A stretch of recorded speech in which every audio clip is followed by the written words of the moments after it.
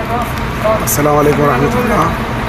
এটা হচ্ছে মাকবারা আল মুআল্লাহ বা জান্নাতুল মুআল্লাহ। এটা একটা প্রাচীন মাকবারা, কবরস্থান। এখানে আমরা আজকে এখন প্রবেশ করতে যাচ্ছি।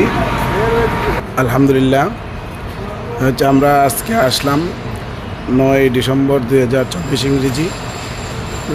মক্কা আল মুকাররমার পার্শ্ববর্তী যে বিখ্যাত প্রাচীন কবরস্থান জান্নাতুল মুআল্লাহ বলা হয় যে কবরস্থানকে।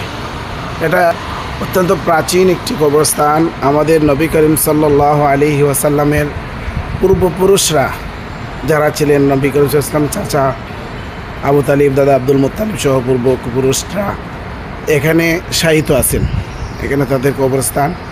এবং আরবের প্রাচীন মানুষ, কুরাইশের যারা মৃত্যুবরণ করতেন, মক্কার লোকজন, তাদের এখানে দাফন করা হতো।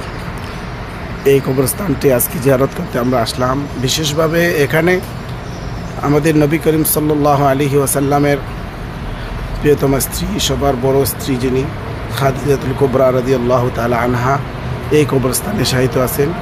সামনে হয়তো আমরা যদি কোনো চিহ্ন দেওয়া থাকে সেখানে আমরা দেখতে পারবো, আর না হলে এটা চিহ্নিত করা সম্ভব নয়। সবগুলাই একই রকম, শুধু পাথর দেওয়া, এখানে কোনো স্থাপনা নেই। একসময় এখানে ইতিহাস থেকে জানা যায় এখানে অনেক স্থাপনা তৈরি হয়েছিল কবর কেন্দ্রিক। যেহেতু মানুষ বিভিন্ন ধরনের শিরকে লিপ্ত হওয়ার আশঙ্কা থাকে, এই জন্য এখান থেকে স্থাপনাগুলো অপসারণ করা হয়েছে।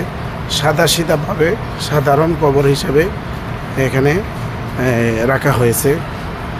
হাজিরা যারা হজ করতে আসেন তারা এই কবরস্থানটি জিয়ারত করেন। এখানে অনেক বিখ্যাত ব্যক্তিরা, ইতিহাসের বিখ্যাত ব্যক্তিরা এখানে শায়িত আছেন।